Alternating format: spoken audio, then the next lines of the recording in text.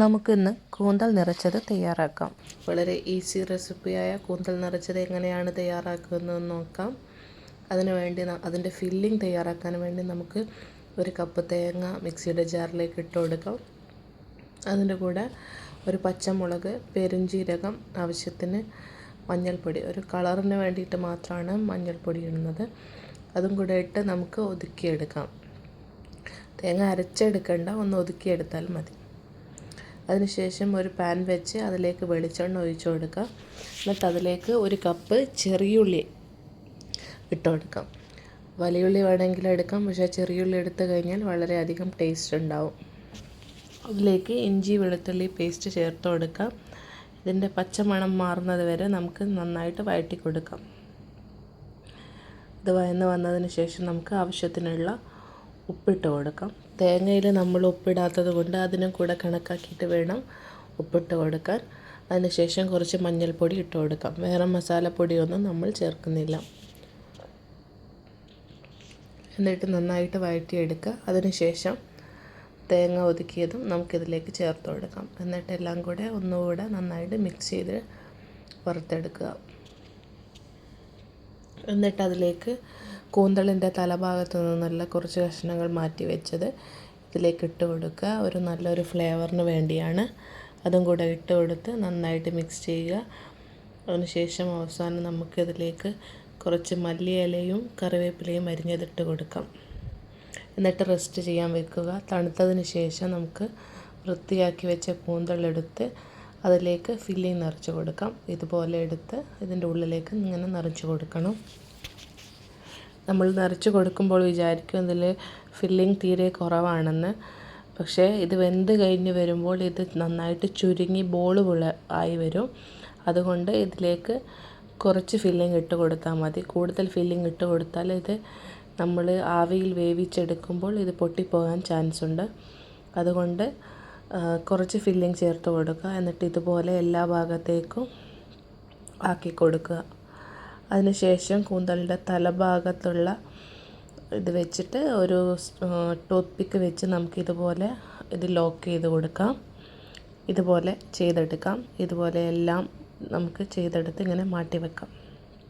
അതിനുശേഷം നമുക്കിത് സ്റ്റീം ചെയ്തെടുക്കാനുണ്ട്. ഈ കൺസിസ്റ്റൻസിയിലാണ് നമുക്കിത് വേണ്ടത്.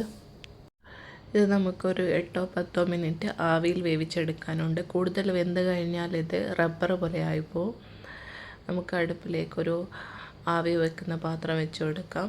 എന്നിട്ട് അതിലേക്ക് ആദ്യം ഒരു ടിഷ്യൂ പേപ്പർ വെച്ച് കൊടുക്കാം. കാരണം ഇത് വെന്ത് കഴിഞ്ഞാൽ ഇതിൽ നിന്ന് കുറേ വെള്ളം ഇറങ്ങാനുണ്ട്. അത് നമുക്ക് പിന്നീട് ആവശ്യമുണ്ട്. അതിന് വേണ്ടിയിട്ടാണ് നമ്മൾ ഫോയിൽ പേപ്പർ വെക്കുന്നത്. ഫോയിൽ പേപ്പർ ഇല്ലെങ്കിൽ ഒരു പ്ലേറ്റ് വെച്ചാലും മതി.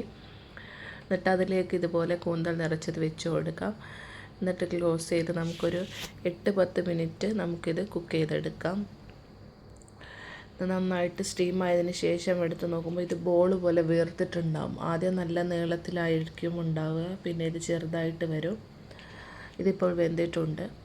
ഇനി നമുക്കിത് ഫ്രൈ ചെയ്യാനുള്ള മസാല തയ്യാറാക്കാം. അതിനൊരു പാത്രത്തിലേക്ക് കുറച്ച് മഞ്ഞൾപ്പൊടി, കുറച്ച് മുളക് പൊടി, ഇഞ്ചി വെളുത്തുള്ളി പേസ്റ്റ്, ഉപ്പ് ഇവ ചേർത്ത് കൊടുക്കാം. ഇതിലേക്ക് നമ്മൾ വേവിച്ച് വെച്ച കൂന്തൽ നിറച്ചത് സ്റ്റീം ചെയ്ത അതിലുള്ള വെള്ളം കൂടെ ചേർത്ത് കൊടുക്കാം. ഈ വെള്ളം ഇതിൽ ചേർത്ത് കൊടുക്കാം. ഇത് മുഴുവനായിട്ട് ചേർക്കണമെന്നില്ല, ആവശ്യാനുസരണം നമുക്ക് ചേർത്ത് കൊടുക്കാം. എന്നിട്ടിത് നന്നായിട്ട് മിക്സ് ചെയ്യുക. കൈകൊണ്ട് നന്നായിട്ട് മിക്സ് ചെയ്യുക. അതായത് ഇതുപോലെ ഉണ്ടാവും. എന്നിട്ട് നമുക്കിതിലേക്ക് ഓരോ കൂന്തൽ നിറച്ചത് എടുത്തിട്ട് നന്നായിട്ട് മസാല തേച്ച് പുരട്ടി കൊടുക്കാം. എല്ലാ കൂന്തലിലേക്കും നന്നായിട്ട് തേച്ച് പിടിപ്പിക്കാം. ഇതെല്ലാം ചെയ്തതിന് ശേഷം നമുക്കിതൊരു 10 മിനിറ്റ് റെസ്റ്റ് ചെയ്യാൻ വെക്കണം. കാരണം കൂന്തളിൻ്റെ തോലിൽ കുറച്ച് കട്ടി ഉണ്ടാവും. അതിലേക്ക് മസാലയൊക്കെ നന്നായിട്ട് പിടിക്കാൻ വേണ്ടിയിട്ടാണ് നമ്മൾ റെസ്റ്റ് ചെയ്യാൻ വെക്കുന്നത്. ഒരു അരമണിക്കൂർ വെച്ചാൽ നന്നായിട്ട് പിടിക്കും. മിനിമം ഒരു 10 മിനിറ്റെങ്കിലും വെക്കണം ഇതുപോലെ. അതിനുശേഷം നമുക്കിത് ഫ്രൈ ചെയ്തെടുക്കാം. അതിന് വേണ്ടി ഒരു പാനിലേക്ക് നമുക്ക് വെളിച്ചെണ്ണ ഒഴിച്ചു കൊടുക്കാം. എന്നിട്ട് അതിലേക്ക് കുറച്ച് കറിവേപ്പില ഇട്ട് കൊടുക്കാം. അതിലേക്ക് നമുക്ക് കൂന്തൽ നിറച്ചത് ഇതുപോലെ വെച്ച് കൊടുക്കാം. ഇത് ഓൾറെഡി നമ്മൾ സ്റ്റീം ചെയ്ത് കുക്ക് ചെയ്തത് കൊണ്ട് കൂടുതൽ നേരം ഫ്രൈ ചെയ്തെടുക്കേണ്ട ആവശ്യമില്ല. ജസ്റ്റ് 2 ഭാഗം ഒന്ന് മൊരിഞ്ഞ് വരുന്നത് വരെ, ഒന്ന് കളർ ചേഞ്ച് ആവുന്നത് വരെ നമുക്കിതൊന്ന് ഫ്രൈ ചെയ്തെടുക്കാം. അതുപോലെ വെച്ച് കൊടുത്ത് നമുക്ക് ഫ്രൈ ചെയ്യാം. രണ്ട് ഭാഗവും മറിച്ചിട്ട് കൊടുക്കുക.